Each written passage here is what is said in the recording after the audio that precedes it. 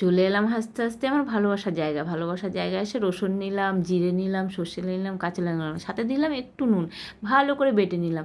আর চিংড়ি মাছ ছাড়িয়ে রেখেছি তাতে সবটাই দিয়ে দিলাম।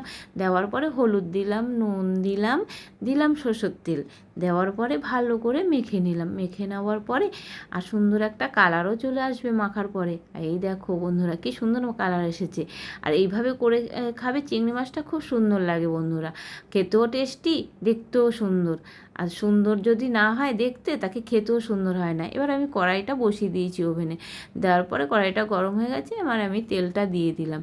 তেল দেওয়ার পরে আমি দুটো শুকনো লঙ্কা ছেড়ে দিলাম। শুকনো লঙ্কা ছেড়ে দিলে ওহ কী দারুণ গন্ধ আসছে। শুকনো লঙ্কা তেলের পরে দিলে সবাই বুঝতে পারে এত সুন্দর একটা গন্ধ। আর সাথে দিলাম জিরে দুটো, দিয়ে আর এক এক করে চিংড়ি মাছটা আমি ছেড়ে দিলাম। ছেড়ে দেওয়ার পরে এইবার আস্তে আস্তে আমি গ্যাসটাকে একটু কমিয়ে দিলাম। দেওয়ার পরে বাটিটা ধুয়ে কিছুটা জল আমি ওতে দিয়ে দেবো সামান্য পরিমাণে। এই যে সামান্য পরিমাণ দিয়ে এই নাড়িয়ে চাড়িয়ে, এটা কিন্তু বেশিক্ষণ লাগে না, 2 মিনিটের রান্না। দেখো হয়ে গেছে। হওয়ার পরে কালারটা খুব সুন্দর এসেছে। আর তোমাদের দাদাভাই এই চিংড়ি মাছের রেসিপিটা খুব পছন্দ করে। ওর যদি এটা হয় ও কোনো দিকে তাকায় না।